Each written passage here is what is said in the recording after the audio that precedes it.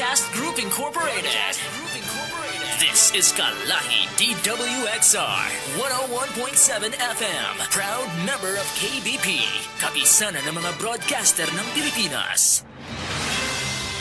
Disclaimer, ang mga pahayag, komento, pananaw o opinyon ng Anchor at mga panauhin sa programang ito ay hindi opisyal o personal na pahayag, pananaw o opinyon ng DWXR 101.7 FM at sa management and staff ng himpilang ito. Disclaimer. The views and opinions expressed in this program are those of the speakers and do not necessarily reflect the views or positions of DWXR 101.7 FM management and staff. Narito na ang makabagong uri ng balitaan at talakayan sa radyo. Balita at talakayan. Balita at talakayan. Hihimay ng mga isya, talakay ng mga maiinit na usapin. Maglalahad. Punto por punto. Balita at talakayan. Tambalan. Sandy Soriano at Dom Lago. Alas 12 ng tanghali. Lunes, Miyerkules at Biyernes. Kasabay ng inyong tanghalian. Balita at talakayan. Dito lang sa himpilan ng DWXR 101.7 Kalahi mo FM. Balita at talakayan.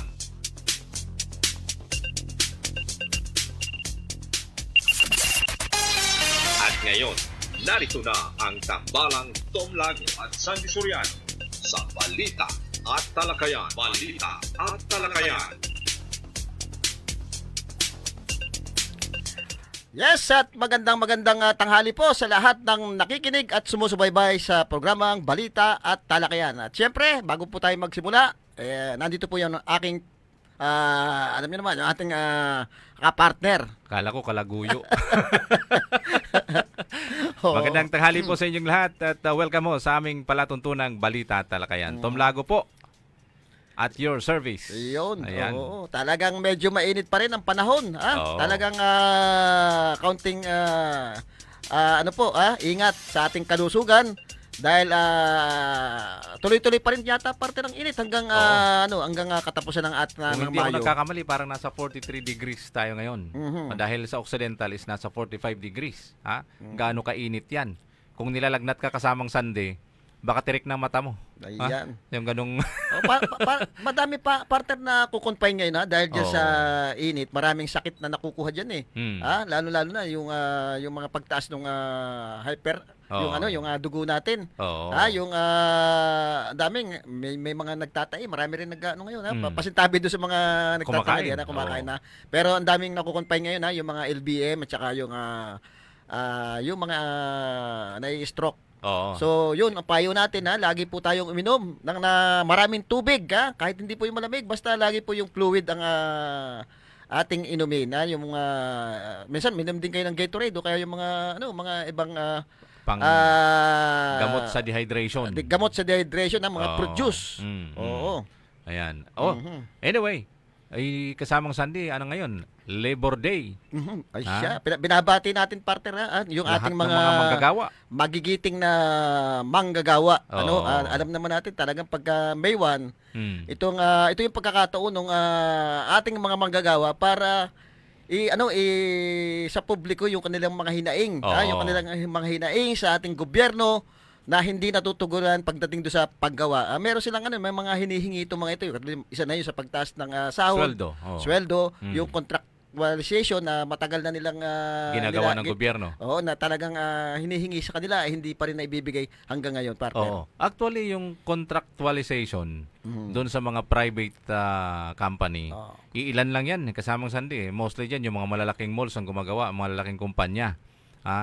Pero yung government itself, dami din naman contractual dyan. Yun ang nakakapagtaka, partner, dahil dapat ang unang-unang sumusunod doon sa batas. Dahil may Oo. batas naman tayo na dapat yung ating mga manggagawa, ang alam ko pag naka 6 months ka pataas Oo. dyan, pwede ka nang maging regular. Pero dito sa ating sa gobyerno, ang daming contractualization, Oo. At dyan sa mga private, alam mo, ang ginawa nila dyan para hindi sila makapag-regular, lahat yata ng mga private company ngayon ay dumadaan sa isang agency. Oo. Yung mga agency na ang mahawak ngayon, hindi sila nakakapag-direkta mismo doon sa mga kumpanya. Oo. Dahil pag naka-agency ka, ibig sabihin kasi ano yan yung mga grupo ng yung mga manning company Oo. na ang ginagawa ay mag-manage lang ng mga services, katulad ng mga tao na magtatrabaho sa mga ganitong malls. Hindi sila nakadirekta mismo doon sa company kasi pag nakadirekta ka sa company, automatic yun after 6 months at sa magandang performance mo, employed ka as Employed ka. permanent, di ba? Yun ang iniiwasan ng mga Oo. private company kasi pagka naging hindi ka naging direkta ka, syempre ibibigay mo lahat yung mga benefits 'yan. Oo. Kasama na yung sinasabi natin ng mga lahat ng benefits na ng isang empleyado ay kailangan ibigay ng isang private company at yun ang sinasabi nilang hindi nila kaya. Kaya ngayon dumadaan lahat sa agency. Oo. Pero yung ibang mga agency kasamang Sandy, din naman sumusunod din sila doon sa mismo yung mandated ng government na kailangan itong benefits ng PhilHealth, SS.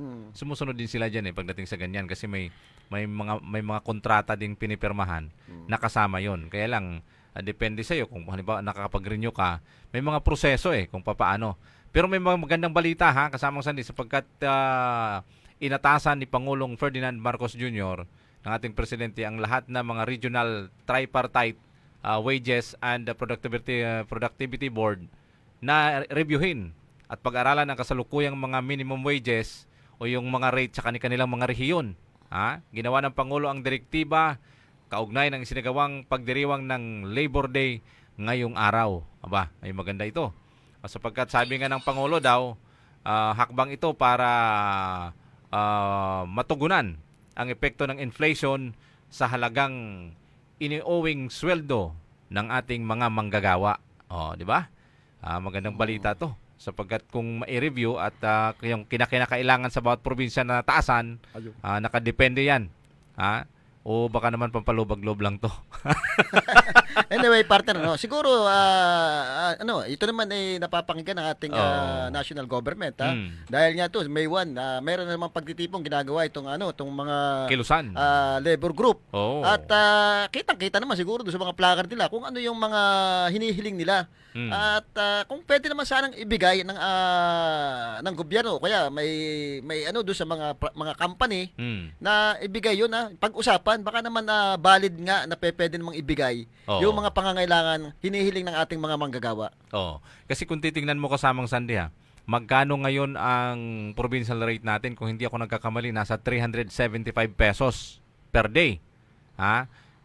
Ibig sabihin kung ang kilo ng bigas natin kasamang Sandy ngayon ay nasa 60 pesos ang isang kilo, tapos sa isang bumubuo sa isang pamilya, halimbawa ay 2 anak mo, kayong mag-asawa, ikaw lang nagtatrabaho, tapos meron kang 375 pesos na sweldo kada araw, kaltasin mo ngayon, yung isang kilong bigas, ang makukonsumo nyo sa isang araw, 60 pesos. Bibili ka ng ulam pala halagang 100 pesos. So 160 pesos na. Ang natitira sa sweldo mo ngayon, pamamasahihan mo pa yon. Nandyan pa yung bill ng kuryente mo na tumaas ng 2 piso. Na, oo. Tapos partner, ang masakit pa doon, madidelay pa yung sweldo mo. Madidelay pa yung sweldo mo. 'Di ba? Tapos yung anak mo kung nag-aaral, hihingian ka pa ng baon. Pamasahe pa ng mga 'yan. Paano na ngayon si Juan de la Cruz paano mabubuhay? Kaya dapat sa isang pamilya dapat talaga mag-asawa yung nagtatrabaho. Para medyo mapagaan ngayon. Siyempre partner pagka mag-asawa magtatrabaho, meron kang anak diyan, hindi maiiwasan kumuha ka pa diyan ng isang katulong. kasambahay. Oo. At additional Expenses. yun do sa kumbaga sa budget mo. So dapat may pagpupulong talaga ang labor group at itong ating national government tungkol do sa kung magkano ba talaga yung dapat isweldo mo sa isang manggagawa para ma-meet niya yung pangangailangan niya araw-araw. So dapat siguro sa tingin ko ang pinaka-safe nasa 500 pesos per day. Per day sa sa provincial o sa national? Sa provincial. Sa provincial. Pag national dapat mga nasa 700 or 800 pesos per day. Pero partner dito wala ang tingin ko hindi umaabot sa 500 lalong-lalo na dun sa mga nagtatrabaho sa ating gobyerno. Mm. Yung minimum wage nila diyan ay hindi umaabot ng 500 just sa provincial hospital. Napakaraming problema diyan. Yung sinasabi natin contractualization ay laganap diyan sa provincial hospital. Pero yung isa pa yung sinasabi nating minimum wage hindi talaga nakakaabot sa 500. At masakit pa doon yung sinasabi natin laging delay. Delay yung sweldo nila. Although yung pag nasa government ka nagtatrabaho parte ko automatic nakakabayad ka ng mga ng mga mga SS mo, kung may mga naiipon ka. Meron ka automatic kinakaltas yan pag sa gobyerno ka nagtatrabaho. Lalong-lalo na kasamang Sandy itong mga yung mga nagtatrabaho ng mga kababayan natin na political accommodation lang, kumbaga yung mga pinangakuan lang na pag nanalo si ganito, kukunin kita magtrabaho sa Kapitolyo at kukunin kita magtatrabaho sa city, pero yung mga offer na salary kasamang Sandy, kung susundin yung salary wage talaga ng probinsya, parang hindi tumatama. Kasi mayroong mga sumusweldo dyan, mga 7,000 lang, 8,000. Kung computein mo yun kasamang Sandy, parang hindi umaabot yan sa minimum wage natin na 375 or 390 pesos. Magaling pa parte yung mga ghost employee, Update ang sweldo ng mga yan. Tsaka yung mga propagandista nila, yan updated ang sweldo ng mga yan. Mas alaga nila yung mga yan.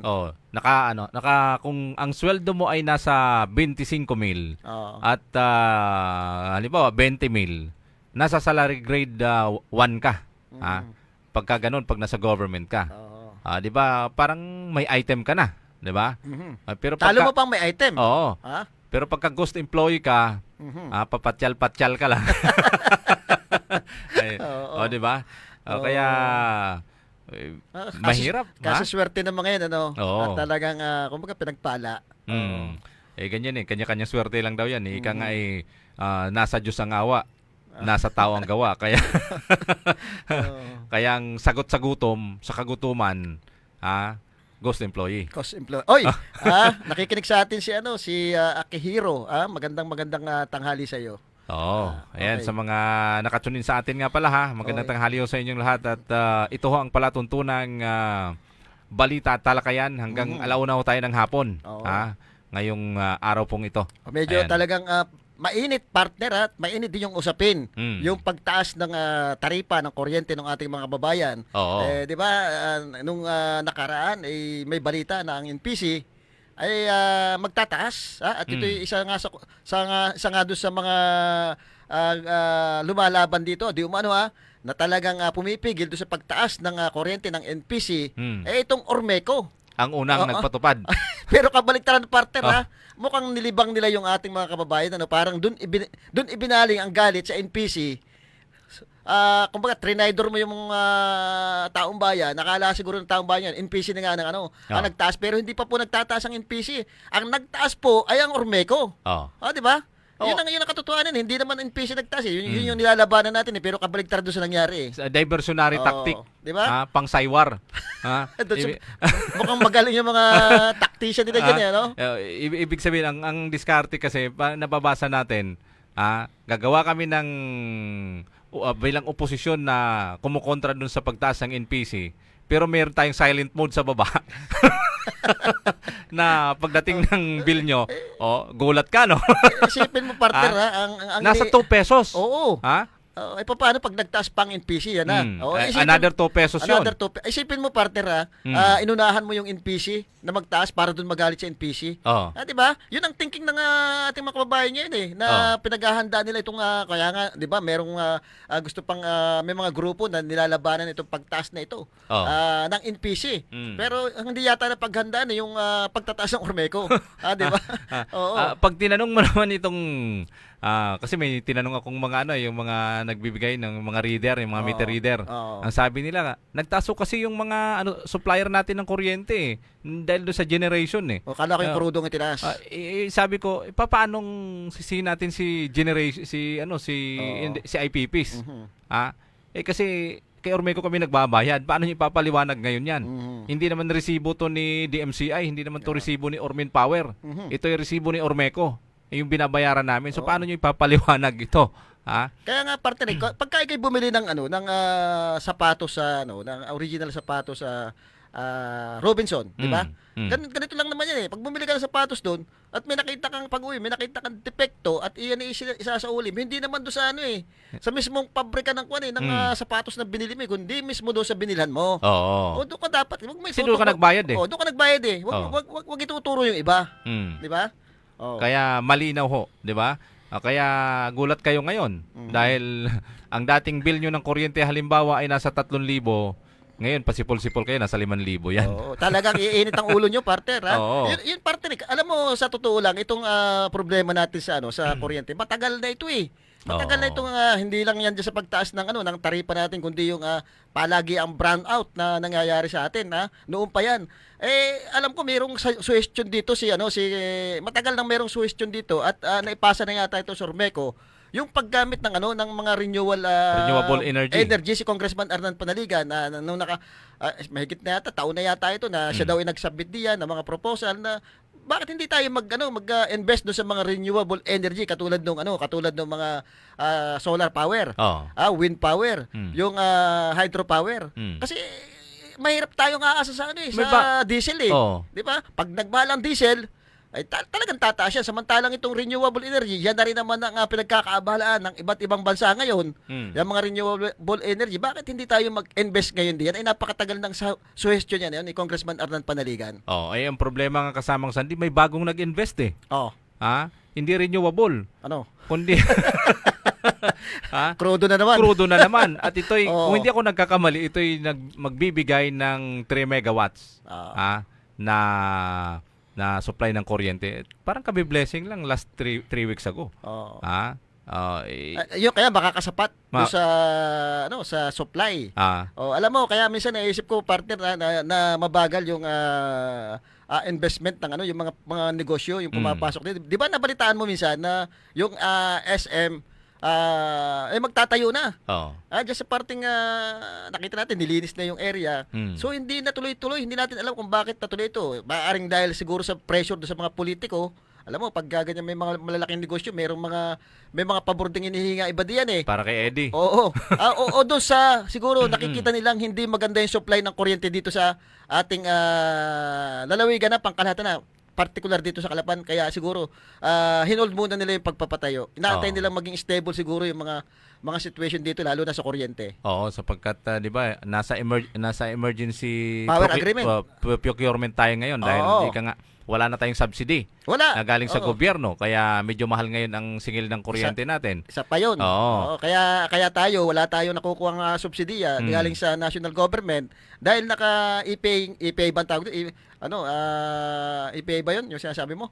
Oo, anong tawag diyan? May tawag sila diyan na naka-emergency Power agreement. Procurement Oo. agreement. Oo. Kaya hindi tayo makakuha ng subsidiya ngayon Oo. sa national government. Mm. Siguro dapat ngayon kung noon pa nila sinimulan yung sinasabi ni Congressman Arnan Panaligan na yung suggestion niya na ipasa na niya yan. Ang tanong Bakit doon, hindi mag-invest sa mga renewable energy tsaka meron naman yatang mga available na investor na gustong mag-invest dito sa ating area. ng mga renewable, di ba? Oo, ng mga renewable energy. Oo. At ngayon summer, 'di ba? Dapat malaki ang may ambag nitong wind power natin Oo. sa Puerto Galera kasi malakas ang hangin ngayon. Oo, iba pa. So, Huwag natin dali yung mahangin diyan. Oo. Oo. Kaya paano itong nangyayari na sa ating lalawigan na ito? Isipin mo, partner, napakaganda nung idea ni Congressman Arnan Panaligan doon sa mga renewable energy.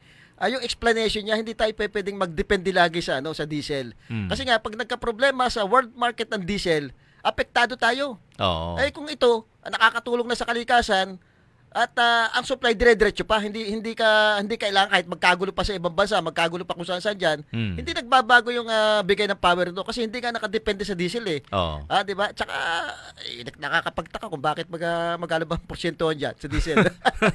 At saka Oo. titingnan mo, yung may mga proposed kasi na ang lalawigan ng Oriental Mindoro ay ko-connect doon sa Luzon Grid. Luzon Grid. Oo. Through submarine cable na mangyayari. Pero sa tingin ko napakahirap kasamang Sandy sapagkat kung tingnan mo ngayon ang Luzon Grid ay nagkakaroon din sila ng yellow alert. Ibig sabihin meron din silang pagkukulang. Tama. Ha? Oo. Kung meron nga silang pagkukulang na doon pa lang nila sa area nila, how much more kung magbabato pa sila ng supply dito sa atin, di ba? Gaano kalaki din ang kailangan ng lalawigan ng Oriental Mindoro at saka ng Occidental Mindoro. So medyo malabo sa tingin ko. Bakit hindi na lang gumawa ng ibang hakbang? Itong mga kinatawan ng ating lalawigan na halimbawa mayroong mayroong proposal din na kumonekta dito sa may Simirara. Oo. Tawag dito, yung power plant. Coal power plant. Coal power plant. Oo.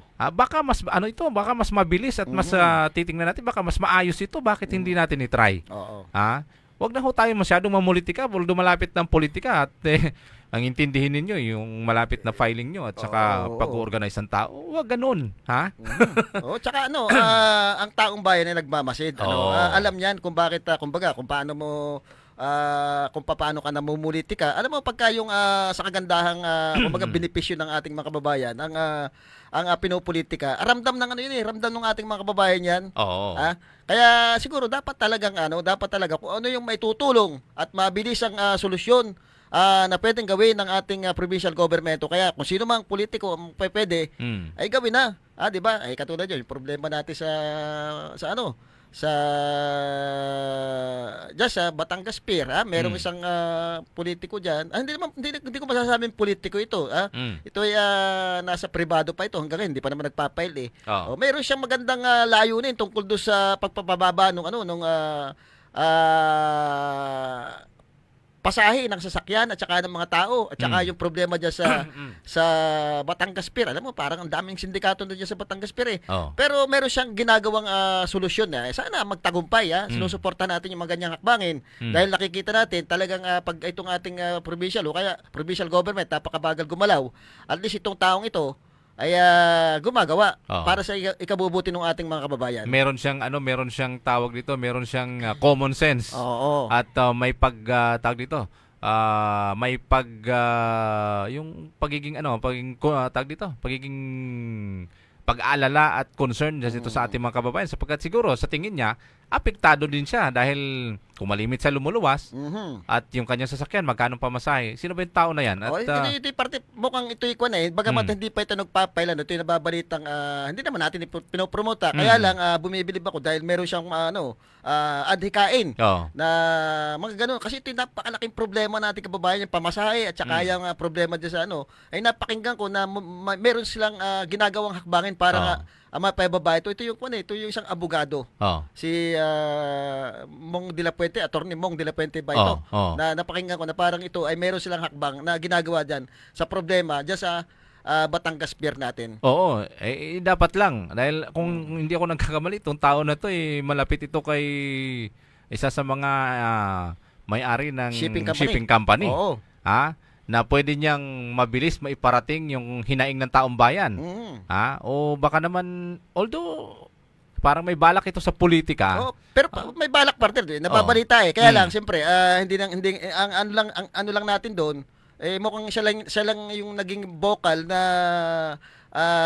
nagparating dito sa ating mga kababayan na mayroong ginagawang hakbangin talaga diyan na nakikita natin na medyo maganda itong problema natin diyan sa kasi ito matagal na natin dinidiscuss ito problema natin ng mga kababayan diyan sa patuloy na pagtaas nung singilin sa barko na kung titingnan mo ito yung tinaas nila nung pandemic pero wala nang pandemic, bumaba na rin naman ang diesel. Ang diesel partner sa Batangas, magkano lang? Nasa 55 na. Ang diesel dito lang sa atin mahal. Ay direkta kumukuha yung mga yan Ito sa mga supplier, pati yung Ormeco, direkta kumukuha yan Kaya hindi nila pwede sabihin mahal pa yung mahal pa yung diesel Ay 55 na lang partner sa Antipolo, 55 na lang yung lalo na kung sa Bulacan. Mas dahil mura doon na. yung mga depo.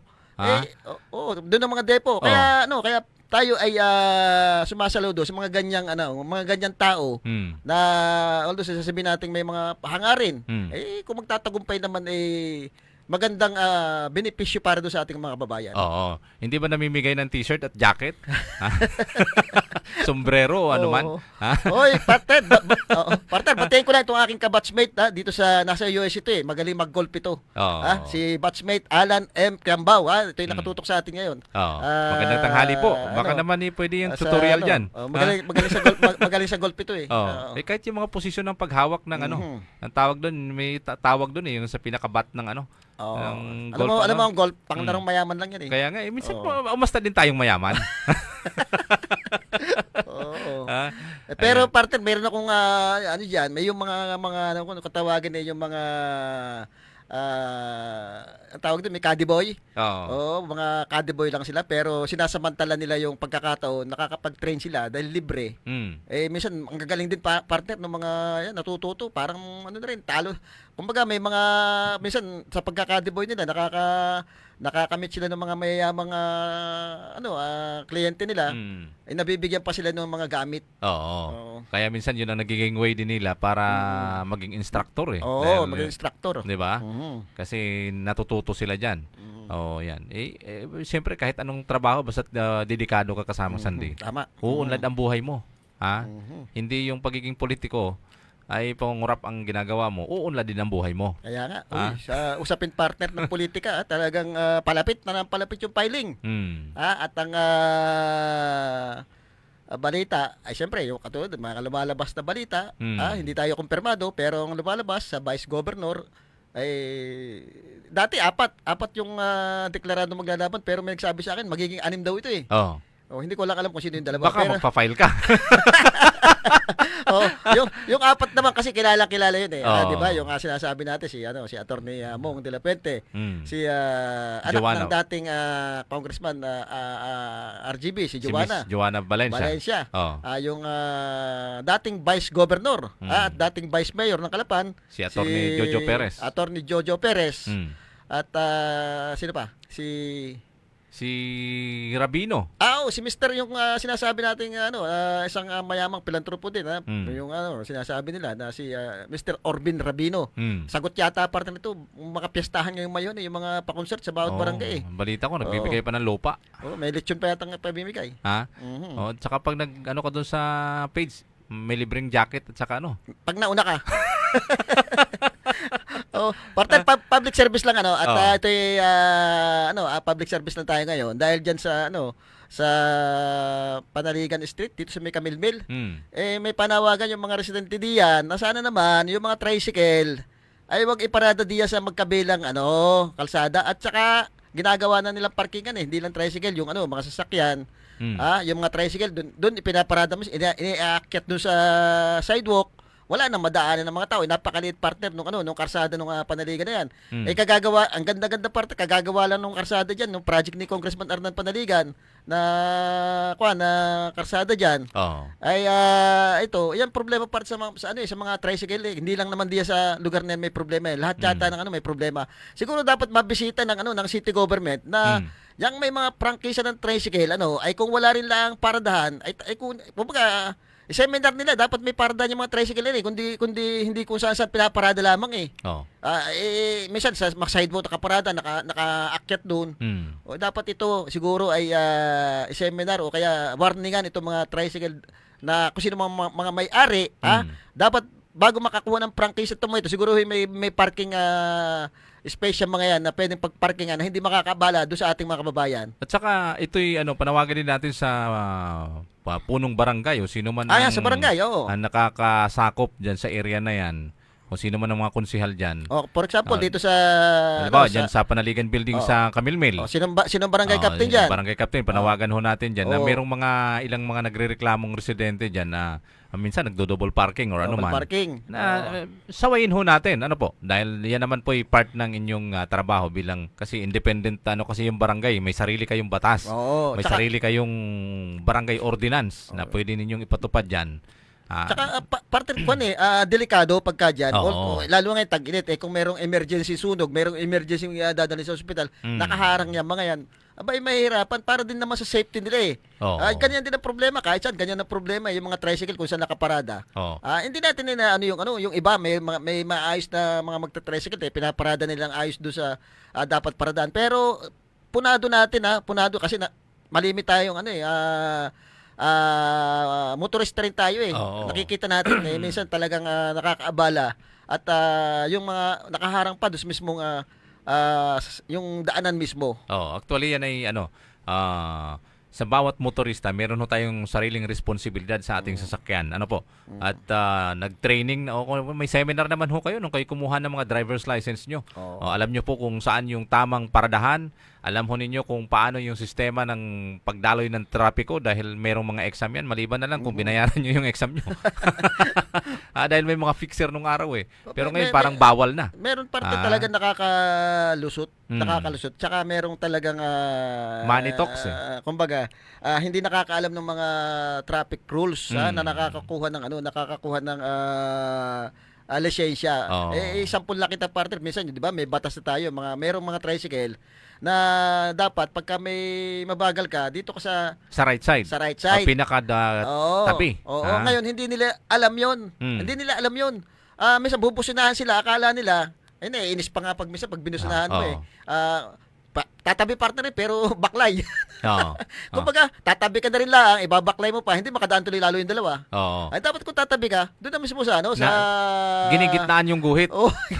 Meron ganun partner eh. Kumbaga, parang pilit na pilit pang tumabi, tatabi din naman pala. May kasabihan nga niyan daw, yung mga umattend ng seminar at ng seminar ng training, yung mga nasa right side na dumadaan, maghapong umattend ng seminar. Yung nasa gitna ng guhit, kalahating araw. Minsan naiinis ako na natatawa para bagang pilit na pilit tumabi. Sako pa rin yung sako pa rin yung kabilang linya. Mas nakakaalangan yun Mas nakakaalangan, hindi makalampas lalo yung dalawa. Kaya ngayon, doon sa magta-tricycle, pagka kayo po ay binubusin na yan, at nasa fast lane po kayo, wag po kayo maasar. Ibig sabihin po, nung pinatatabi lang kayo, hindi naman kayo bubusin na kung hindi kayo makakatabi. Bigayan lang po yan eh. Bigayan lang kung hindi po kayo ini-insulto at binubusin na, kaya kayo binubusinahan, ay nagagalit sa inyo. Kumbaga, sinyalis yun na kayo pinatatabi ng konti at maaring yung kasunod nyo ay may importanteng lakad o kaya emergency. Kahit wala man, alam nyo kasi nung ipinatupad yan kasamang sandi, ang lalaki-laki lang nakalagay dyan ng pulis sa pulis mismo yun yung palaala nun, yung tawag dito, yung kumbagay nakalagay doon na yung nasa na tricycle ay tsaka yung mga single na motor ay nasa right lane, pinakatabihan. At pwedeng gamitin yung pangalawang linya sa pag-o-overtake lamang. Ayun naman talaga ang dapat Kaya lang minsan medyo may katagyasan ng ulo. Minsan siguro nakakalimot din. Pero dapat to alalahanin natin lagi. Kasi pag nasa tamang lugar tayo, lagi po tayong safe sa ating travel. Tama. Panawagan ng isa nating health worker at ito'y tinext lang sa atin. Hindi na natin papangalanan at baka ito'y alam mo naman, mapag-initan pa. Wala pa rin pong PhilHealth sir ang mga nakakaawang manggagawa. Regional lamang ito kung may puso, awa. Huwag na natin banggitin kung sino yun. Ito ang gusto ko. Yan. Yun parte, naalala ko yung issue ng ating provincial hospital. At kamakailan, nagkaroon tayo ng isang mini informal discussion o kaya interview kay Congressman Arnan Panaligan at pinapaliwanag niya dito yung sitwasyon ng regional hospital. Yun nga sinasabi ay kumbaga ito ay kumbaga maaprubahan ito, nasa Senate na ito Permado na lang ng ating presidente at magiging regional hospital ito. Kaya lang nag-oppose itong ating Governor Bonslor doon sa original bill na hindi natin alam kung bakit kailangan ilipat pa doon sa sa dating provincial hospital itong gagawing regional. Yun nga, kung doon gagawin ito sa dating provincial hospital, mababalan pa yung approve nitong nitong ating regional hospital. Kumbaga magtatagal 4 to 6 years bago maitayo yung bagong provincial hospital. At ang pinakamadali nga ay itong regional ay gawin na itong ating provincial hospital. Bagong provincial hospital ito nang gawing regional hospital. Yun sana ang mangyari sana sana ibigay ni governor yung go signal na gawin ng regional hospital niya. Kasi ang ano na lang, ang basbas na lang siguro na kay Governor Governor Bonsdodor na kung ibabasbas niya, papayagan niya na itong maging regional ay aprobado na yan, partner. Sinisigurado ni Congressman Arnan Panaligan na kung papayag na ang provincial government na yan ang gagawing ay maaprubahan agad ng pagiging regional hospital ito. Ngayon, yung case nung sinasabi ni Governor na gawing provincial yung dating old provincial. Maganda partner maganda yung kung yun na yung gagawin Oo.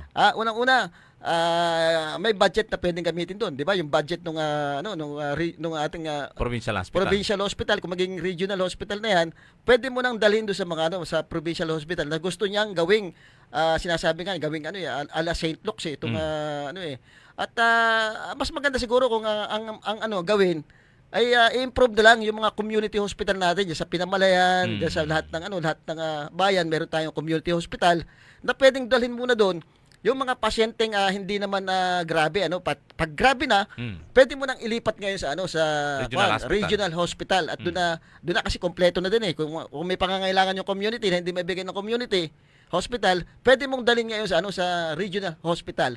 At lahat naman taga Mindoro pwedeng tanggapin diyan. Lahat ng taga Mindoro pwedeng tanggapin yan. Yung doon nga sa Batangas. Tinatanggap nga ang taga Mindoro dito pa hindi tatanggapin. Actually, dyan yung sa isyung yan, dapat himayin din natin kung sino ba yung mga board members na pumabor doon sa resolusyon na mayroong second version ng pag-convert ng provincial hospital into regional hospital sapagkat ang kanilang version ay ang lumang provincial hospital ang siyang gawing regional hospital Yun. at ang bagong provincial hospital ay i-retain as a provincial hospital. So ang kasi dito, ilan bang board members natin? 14 yan. 14. 14 yan. 5 sa first district, 5 sa second district. Ex officio, ilan yan? SK, Liga ng mga barangay, yung mga ex officio na yan. Sino pa? Sa mga konsihal. So, nasa 15 yan. 14 kasama ang ating vice governor. Kasi in case of tie, karapatan ng vice governor na bumoto kung kanino papabor. So, titingnan natin, sino-sino yung mga board members natin na pumabor sa second version ng resolution na ipinasa nila doon sa Senado. Sa Senado. Oo. Bago pirmahan ng governor yan So, ibig sabihin, tong mga board members natin na to na pumabor ay hindi ba nila pinag-aralan? Hindi ba nila tinanong yung mga kababayan natin yan sa provincial hospital? O hindi ba nila pinag-aralan o hindi ba nila tiningnan? Wala bang mga committee hearing na dumaan dito para konsultahin yung mga stakeholders para kunin yung kanilang opinion na alin ba dito yung mas tama? Ito bang gagawin ni Congressman Panaligan na mas mabilis ang conversion ng provincial hospital into regional hospital? O itong version natin na mas tatagal at mas babagal pa, hindi agad mapakinabangan nating mga kababayang Mindoreño? Sino-sino ho itong mga board members na ito? Hindi ba ho ninyo pinag-aralan itong mga to? Ilistan nyo nga ho kung kayo'y pabor. Yun partner yun yung sinasabi. Ito yung usapin ng kung alin ba yung mas maganda, alin ba yung mas dapat mauna. Yung prioridad. Yung prioridad ng na pangangailangan ng ating mga kababayan. Sa nakikita ko partner, ito na yung pagkakataon Ito na yung provincial hospital na sinasabi natin, makakapag-antay yan Kung baga gusto natin, ang Batangas nga wala namang provincial hospital Yung dating provincial hospital nila, yun yata ang ginawang regional hospital. Di ba? Ito kung baga pag na-approve ito, isipin mo kagandahan yan. Makikinabang dyan yung ating mga kababayan, yung mga health worker diyan. Hindi totoo partner yung nababalita na mawawalan ng trabaho diyan ang mga health worker. Madadagdagan pa nga. Pag naging regional dyan, ang paliwanag ni Congressman Arnold Panaligan, kung kayo nakahiga sa banig, mapapapunta kayo sa kutsyon. Ibig sabihin, gagandain yung sitwasyon diyan sa provincial hospital. Pati yung mga doktor natin, pati yung mga nurses natin diyan. Kasi national national na yung magpapasweldo. Tataas ang sweldo nyo. Pati yung mga kababayan natin na lagi nagrereklamong walang gamot, ay makikinabang yan dahil may isusupply na ng national yung mga pangangailangan natin diyan sa kung talaga mako-convert na yan as a regional hospital. Oo, tama ho yan. At may mga version kasi na sinasabi na yung ang mga property na na-invest diyan sa provincial hospital ay papaano ngayon? Kasi ang nag-invest nga doon dyan, provincial. Oo. Di ba? So ang tanong dito, Oo. yan po yung investment ng provincial hospital. Papakinabangan pa rin ng taong bayan, in-invest nyo yan eh. Oo, Hindi nyo naman iuwi yan eh. Oo, tsaka- Magagamit nyo pa rin yan. Pwede nyo dalhin yan doon sa mga community hospital ninyo. Yan, oo. Oo. Oo. At yung mga gamit na yan, pag-usapan ninyo ng Department of Health kung paano, kung halimbawa ay babayaran Papalitan. o papalitan o Oo. papaano yung ano. Wag ho tayo mag-preempt agad. O, saka partner kung yung usapin na sinasabing sila nag-invest niyan, pera din naman ng taong bayan yung Oo. binili niyan. Hindi nyo naman pera yan. Hindi naman pera ng provincial government ang binili dyan. At ang makikinabang man dyan, kung di man alisin, ay ang taong bayan pa rin, Oo. mendo rin niya pa rin ang makikinabang diyan. Ngayon, Mm. karamihan ng partner naman diyan sa provincial, di ko naman nasisira naman yung ibang mga equipment dyan, may medical equipment eh. Mm. Baka nga mas maganda, mapaltan pa nga yung mga yan eh. Oo. Di ba? Mas ng high-tech. Ng high-tech. Hindi yung oo. sira-sira ng mga mga CT scan, CT o scan, ano man mga yan. X-ray machine, Oo. balita natin lagi sira diyan. Naitanong din natin yung mga benefits kasi partner yung mga benefits diyan ng ating mga empleyado. Alam naman natin laging may problema diyan. Yung mga health worker natin lagi na lang delay yung salary. Hindi naman mo problema ang provincial government na magpasweldo sa mga yan dahil national na. Oo. Ang kagandahan doon sa mga worker diyan, health worker natin, mas tataas pa siguro yung mga sweldo nila din dahil national na eh. Doon naman gagaling ang sweldo nila eh. Oh. Kaya At walang saka madadagdagan ng empleyado diyan automatic. Madadagdagan. Oo. Madadagdagan. At yun na nga, at handa rin namang tumulong si Congressman Arnan Panaligan kung talagang gusto pa rin ng ating mahal na gobernador na magpatayo ng Mala St. Luke's na provincial hospital. Kala ko Malapalasyo. Ay tutulong din naman ang ating Congressman Arnan Panaligan na punduhan niya, kumbaga maghahanap din siya ng pondo. Ang kailangan lang talaga ay naandito na. Magkaisa at ito na ipatupad na natin yung regional hospital na napakagandang kung magiging regional talaga yan eh. Nandiyan na.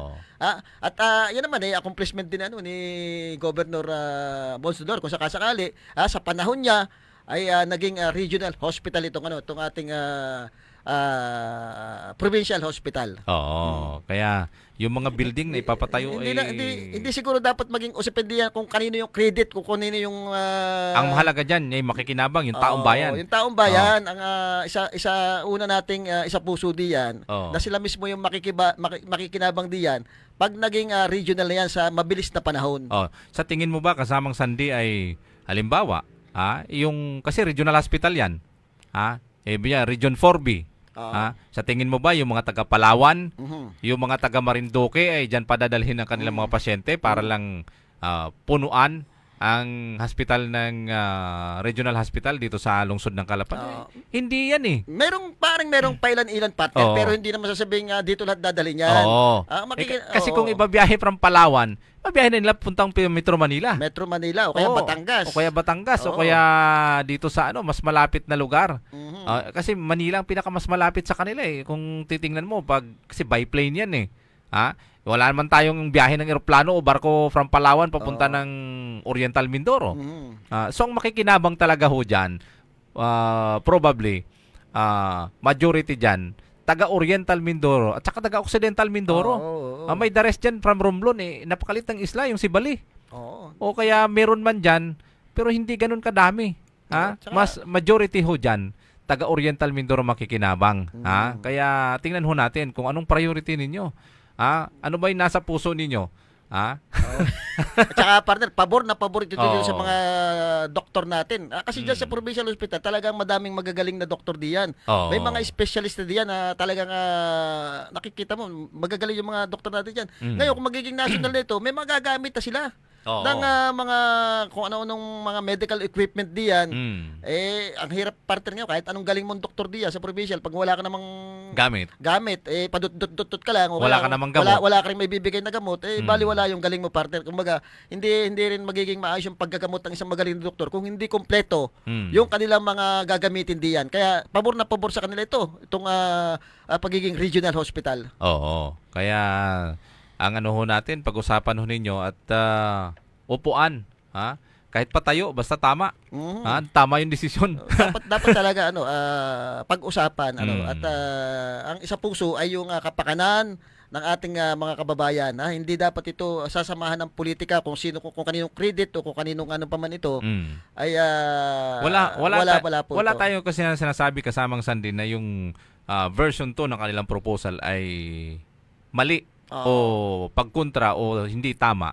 Tama naman ho lahat diyan. Oo. Ang tinitingnan ho natin dito yung Mabilis. alin ang pinakamabilis, Oo. alin yung prioridad natin, taong bayan ba o papaano man ang inyong pang-uunawa diyan. At saka partner yung yung palang bago mo i-submit sa DBM, kailangan mo nung kumbaga kung may magdo-donate ng lupa, dapat naka-specify doon kung sino yung Saan itatayo? Hindi, yung deed of donation, dapat may papakita mo. Hanggang ngayon yata, wala pa yung deed of donation. Matagal din magkasikaso niyan. At saka tapos na yata yung budget deliberation. Budget 500 million, di ba? Oo. Saan mo pa i-insert yung budget na yan? Halimbawa, pagka babudgetan ng Department of Health yan, halimbawa, it takes ilang years pa. At saka, isipin mo, 4 to 6 years na, di ba? Sayang. Baka mamaya, doon sa panahon na yun, mabaliwala na. Hindi na matuloy-tuloy yung, regional hospital Baka na yan. hindi na kayo governor. Wala na. Wala na rin sa posisyon si Congressman Arnold Panaligan. Dahil sa tagal niyan, mabinbin talaga at mawala na yung usapin diyan. So, ito yung, crucial, yung napakahalaga yung issue panahon. nito eh. Ito yung tamang panahon eh. Kaya dapat to ay, sana'y mapag-usapan ho ninyo yan at bigyan ng pabor na ito'y may convert na sa lalong madaling panahon. Oo. Uy, diyan pala sa ang balita natin dito sa to kay Mayora Ina, di ba? Mukhang may bagong balita. Lumilitaw yata. hindi pa natin O kumpirmado. may mga survey sa cellphone, ha? Hindi natin kumpirmado, pero may nakikita akong mga tarpaulin niya kahit dito sa Kalapan. Hindi naman siya dito dapat naglalagay ng mga tarpaulin, pero may nagbabalita na mukhang may tatakbon tumataas sa posisyon. Bilang gobernador, kung hindi tayo nagkakamalit, hindi pa naman ito kumpirmado. Magkakaroon ng katunggali ngayon ito ating Governor Bonsdor kung sakasakali. Ang tanong, doon sa vice governor nabanggitan natin. 4 yan. Hindi natin alam kung kanino magiging vice governor. Itong mga ito. Diba? Actually, may potential naman. Lahat naman sila dyan, mga kwalipikado na tumakbo bilang gobernador. Tingnan ho natin. Kasi ang accomplishment ni Mayor Ina Alegre ay maayos naman dyan sa bayan ng Pola. Tsaka very vocal dito, matapang dito, di ba? Nung nagkaroon ng problema sa oil spill, talagang ito ay... hindi niya pinabayaan yung kanyang mga kababayan. Bukod sa hindi pinabayaan yung kanyang mga kababayan, ay ito'y sumalungat doon sa mga... Desisyon ni Governor Bonsdolor. Sinasabi, magkaibigan sila, pero pagdating doon sa tama at mali, talagang ginagawa niya yung kanyang dapat gawin. At saka, ang alam ko, isa siya doon sa nag-file ng kaso doon sa nauna siya nag-file. Na kinatigan naman yata ng Supreme Court or ng Sandigan Bayan na filean ng case itong may-ari ng lumubog na barko na nagdulot ng napakatagal na sakripisyo ng ating mga kababayan diyan sa oil spill na nawala ng hanap buhay yung mga taga-Pola, mga mangingisda na taga-Pola na hindi naman sapat. Siyempre, of course, hindi naman sila nabayaran ang binigay lang yata doon ay yung tulong mula sa national government at ng ating LGU. Na pangtawid kabuhayan para doon sa kanilang nawalang hanap buhay noon. 'Di ba? Nag-anibersaryo na nung kailan pa. Mahigit 1 taon na. At saka partner, ang mga mangingisda ay merong natatanggap na ayuda. Hindi ko lang alam kung galing na ito doon sa mga shipping company o doon sa mga may-ari ng oil na tumagas yung sa lumubog na barko. May natatanggap na ayuda na yung mga mangingisda Kaya lang ang tanong dito, siguro dapat sa publiko nila kung saan nanggagaling yung binabayad dito at kung magkano na yung naibibigay nila. Doon sa sa mga mangingisda, doon sa mga naitulong nila, dapat siguro may sa publiko kung gaano na kalaking pera na ang naibibigay sa mga yan. Ang alam kong natanggap talaga doon is galing sa galing yata kay President Bongbong Marcos nung nung bumisita doon. Pangalawa, yung galing sa DSWD. Pangatlo, 'di ba, nag-declare ng state of calamity ang bayan ng Pola, ang provincial government. Doon nang galing sa sa calamity fund ang natatanggap ng ating mga kababayan, pero I don't know kung may binigay ba yung may-ari ng barko na Yun, na yun ang tanong pera. Pera, yun ang Oo. tanong kasi parte pag galing sa gobyerno ang pera, wala tayong wala yatang yan yung auditing o kaya hindi mo malaman kung magkano na talaga yung naibibigay ng gobyerno doon sa mga yan. Pero kung galing yan sa sa shipping company na o kaya doon sa mga sa mga may-ari nung barkong lumubog yung ay shipper, dapat isa publikan nila kung magkano nang naibibigay ng mga yan. Oo. Para alam ng taong bayan. Kaya nga na nagkaroon ng filing ng case si Mayor Ina Aligre dyan. Oo. Kaya dahil hindi siya yata pumayag na tumanggap ng ng pera Oo. galing doon sa may-ari ng barko. Kaya nag-file sila ng case. Paano partner Oo. nung time na yun parang nagmamalaki pa yung attorney nung may-ari nung barko. Ang sinasabi tanggapin niyo hindi wala na kaming pakialam diyan. Oo. Para bagang sila pa yung nagmamalaki nung panahon na yun. Oo. Kaya kung nababalita nga na Lalaban. pumalaot na rin si Mayor Ina Aligre bilang gobernador, ay titingnan ho natin sa tawag dito, Bulang Kristal. Sa Bola Cristal. Tanong natin kay Caribor. Oo. Baka may Kung alam. anong kanyang fairless forecast. Perles forecast. Alam mo magaling si Caribor sa ganyan Oo. Perles forecast na yan Ayan. Kaya kuan. Yung labanan sa southern part ng congressman ang lalaban doon sa ating incumbent Congressman Alfonso Boy Umali ay itong si Vice Governor A.G. Falcon, di ba Yun ang nababalita. At saka Oo. itong dating itong ating kasalukuyang Itong provincial provincial administrator natin, administrator. na kapatid naman ni Governor Boston, si Dr. Hubert Dolor. Oo. Ang napapabalitang maglalaban diyan sa Three-corner fight. Oo, three-corner fight. Oo. At mukhang wala nang atrasan itong si Vice Governor E.J. Falcon. Oo. At medyo may balita nga na medyo kinakagat yata Oo. yung kanyang Kandidatura. kandidatura diyan. Ay, magandang lalaki. Oo. Ha? Maganda lalaki. Pero madali lang ho yan Oo. Pero alam nyo naman, dapat sa panahon ngayon kasamang Sandy, maging wais yung ating mga botante. Oo. Ano? Oy, dito sa Kalapan mukhang itong ating dating congressman na senior deputy speaker at dating mayor din ng Kalapan Oh. ay mukhang mayor na talaga ang mukhang tuloy na tatakbuhan. tuloy. Tuloy na to sa dahil mayor. may mga napakinggan ako mga pa-meeting May mga sinasagawa na silang meeting sa mga barangay at balita natin maganda yung pagtanggap dahil Oo. siguro nga uhaw ang ang ating mga kababayan dito sa Kalapan.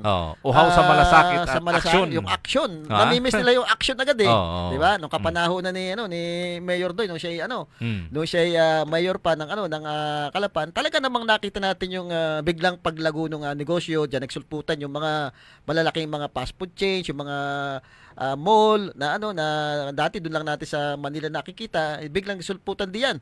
Yung disiplina partner na unang-una, dami nagagalit doon sa disiplina ng pinatutupad.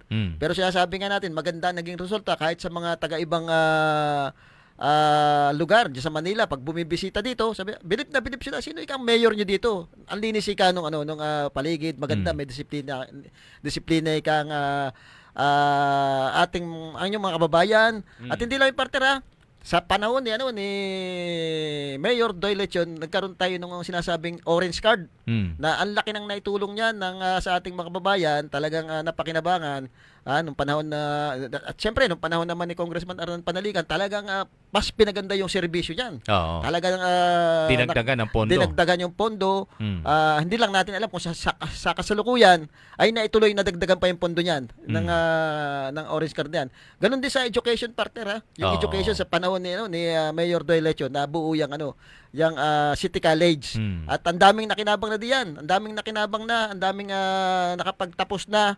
Kasi siyempre nung naging mayor si Congressman Arnan Panaligan, Oo. ay talagang yan pa rin ang isa sa talagang inasikaso niya dahil mahal na mahal niya, mahal din ni Congressman yung mga estudyante natin Daming nakapagtapos parte at nakinabang diyan sa scholarship City College na yan. At doon pa sa iba, 'di ba? Nakita natin hanggang ngayon partner, nakikita mo naman yung yung mga project ni Kong Doy nung siya congressman pa. Oo. Ngayon lang natatapos yung mga project niya. Yung mga inauguration ng mga bawat building sa bawat barangay. Nakita natin, lahat yata ng barangay mayroong bagong building Oo. kaya lang yun nga, natatapos lang ngayon. hanggang ngayon nagkakaroon pa ng mga inauguration doon sa kanyang mga project. At doon yun ang namimiss Oo. ng ating mga kababayan. Mm. Yun ang namimiss yung problema. Panahon yan, tayo yung bagong palengke. Oo. Yung bagong palengke natin sa panahon yan, tayo yan.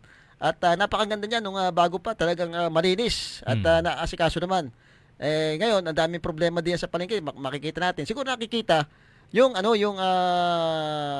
malasakit at saka yung Pinagkaiba. kasi nung panahon kasi pag sinabi mong Kung mayor may problema kami dito, mayor may problema kami dito, action agad ang ginagawa hindi na pinag-aantay yung ating mga kababayan. Oo. Ayan. At balikan natin dahil yung nakita natin yung dun sa annual report ni Congressman Panaligan. Uy, laki nun, Yung tawag dito, yung tulong tulong sa doon medical. sa mga medical aspect ng tulong nila. Oo, yung Napalaki, ilang halagang milyon yun. oo. Na kung tutusin, na kung yan ay regional hospital na kasamang Sandi, hindi ganun kalaki. Hindi ka lang. Oo, kasi yung mga kababayan natin, mas madali silang mabigyan ng lunas dyan dahil kumpleto sa gamot, hindi sila mamamalmaan ng kabibili dun sa labas. Kasi may provided na ng national yan Oo. Yung gamot diyan kung meron mang pagkukulang niya, siguro hindi na ganyang kagrabe Oo. sa nangyayari sa ating kasalukuyang provincial hospital. Kasi partner, aminin man natin hindi talaga namang ang ating provincial hospital ay may malaking problema. Oo. Pagdating sa gamot, pagdating sa mga medical equipment, pagdating do sa mga empleyado, may problema talaga Kaya siguro napapanahon na hindi man natin sinasabing hindi kaya ang hawakan ng provincial government kaya lang malaking kabawasan naman sa kanila ito kung ipapaubaya na nila sa DOH o sa national yung pamamahala diyan sa ating provincial. Kaya siguro mas magandang gawing regional na yan. At partner, nabanggit mo yung kay Congressman Arnan Panaligan, yung medical assistance niya. Talagang ang daming natutuwa Oo. Ang dami kasi Mabilis ang proseso. Mabilis ang proseso. Wala ka nang masyadong hahanapin na. Kumbaga tupalo na kung may proseso man, basta emergency yan, na ibibigay agad at hindi partner hindi maliit na pera binibigay, malalaking tulong ang binibigay diyan. Kaya pag nakakausap nga natin yung yung mga pasyenteng natulungan, ay talagang sinasabi nila kay si Congressman Arnan Panaligan, kaya nabuhay yung aming tatay dahil sa pagtulong niya. Pagtulong niya dahil naibigay niya yung tulong na hinihingi namin. Yun ang maganda kumbaga kahit hindi ka nang mangampanya, dahil provide mo yung alam mo pag may sakit, provide mo yung pangangailangan ng tao, hindi malilimutan yan Nabigyan nga ni Congressman Panaligan ng tulong na pinansyal. Ay hindi mo nabigyan ng tamang medical. Oo. ng provincial. Wala. Pero kasi aminin natin sa hindi kasamang Sandi, ang provincial hospital ho natin, maraming kulang talaga. Dami kulang. Pagdating doon sa serbisyong medical, yung mga equipment na dapat ay kailangan ng ganitong pasyente, sana ho ay pag na-convert yan na sana yung sagot ng kakulangan ng ating provincial hospital. Malaking bagay partner pag naging regional hospital yan. Talagang iba pag national na may hawak unang-una kung may politika man dyan, hindi siguro ganun kagrabe ang magiging kwandi yan. Kumbaga national ka na magpapaalam kung sino man ang mayroong malalakas na dyan. Hindi katulad dito, pag hawak ng LGU yan, talagang nakikita mo kung sinong gustong ilagay ng LGU, nakakakilala niya ay kahit hindi qualified, napapapwesto diyan yun ang isang problema. Ang daming nagiging regular diyan na hindi naman dapat nare-regular dahil hindi naman sila qualified at hindi naman yun yung kanilang trabaho dahil malakas. O kumbaga malakas ang siko talagang nare-regular yung mga iba diyan. Anyway, ayan. Maganda pa hong usapan namin. Kaya lang wala na ho kaming oras kakaunting minuto na. Baka may babatiin ka pa kasama Sandi. Oy, binabati ko nga pala yung ating yung isang tagahanga mo, si Dig na Lockdown ng Bansod. Ikaw daw ilang linggo nang walang programa to sa nakikinig daw siya ng mga music. Pag hindi daw ikaw yung nagpapatugtog, hindi daw magaganda music. Ganun ba? Kaya binabati natin ng magandang tanghali. Medyo busy lang lagi kaya hindi tayo nakaka-duty dahil minsan nagkakataon nag-aaya yung pamilya kaya hindi matanggihan kasama Sandi. Oy, batiin din natin si RMG Manong Song. Sabi niya, tama po, palakasan. Ito siguro yung binabanggit natin dyan sa provincial hospital. Talaga namang malakas ang palakasan dyan dahil madami nagte-text sa atin diyan. Na iba diyan, siguro 20 years na talaga namang wala pa ring item. Meron akong kakilala diyan, kabats ko. Security pang pamula doon sa lumang provincial hospital hanggang ngayon magre-retire na. Security pa rin. Ganun pa, parang, alam mo, sa totoo hindi naging regular, hindi naging permanente. Kaya sabi niya, wala akong makukuha pare dito, kundi doon sa mga kung may makukuha man siya, kaunti lang. May nakakawa parang nagsilbi ka ng mga 20 taon. Samantalang yung iba 3 years pa lamang, may item na agad. Oo. Oh. Ito sana makita na yung mga ganung pagkakataon na pagbigyan na nila, kumbaga 20 years yan eh. Pagbigyan na nila ng mga benepisyo magaganda. Oo, kaya nakakaawa ito. Sana ho yung mga kababayan natin dyan, ay sigurado pag nagtanong ka kasama sa dyan, pabor yung mga yan, ma-convert na. Totoo, partner meron akong nakakausap dyan ng mga kaibigan, meron tayo mga madami, kahit mga doktor na nagpaparamdam na mas pabor na silang maging maging regional hospital yan. Dahil unang-una, sila makikinabang eh. Oo. Yung sinasabi natin na sa trabaho, magaganda yung mga sitwasyon nila diyan. Maaaring maiwasan na diyan yung pagkakadelay ng mga sweldo nila. Yung mga benefits nila may bibigay ng maayos. Siguro yung hatian si PhilHealth, kung meron man, may bibigay sa kanila ng tama. Isang ka pa. Sa ngayon, anong problema niyan? Di ba? Yung sweldo, laging delay, laging yung mga benefits, hindi nabibigay. Yung walang naibibigay gamot. man, pero wala sa tamang Wala, nabibigay, pero delay. Delay. Kaya, sabi nga ni Congressman Arnold Panaligan, mas gaganda ang posisyon nyo diya. Kumbaga, kung kayo nakahiga ngayon sa Banig, makakahiga kayo sa Kutsyon pag naging regional hospital na yan. At saka yung mga pasyente dyan na walang electric fan, baka sakaring mayroong aircon. Baka magkaroon ng aircon yan. Oo. Dali, ayusin na eh.